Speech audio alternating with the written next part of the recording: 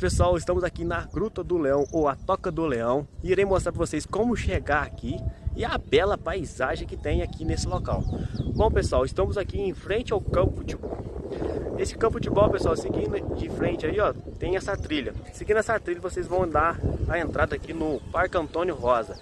Não paga para entrar, pessoal. Seguindo essa trilha, vocês vão ter um rolê maravilhoso, com muita paisagem, né? Como vocês podem ver aí na imagem.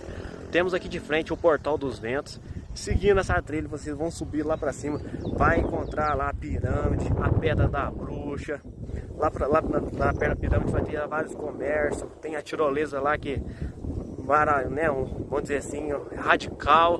Então, pessoal, aqui em Santo Meira tem muitos rolês free, né, que não paga, e esse local é um deles, né? Muito bonito. Olha a paisagem, pessoal. Olha, um vento também, e ó, chacoalhar o cabelo.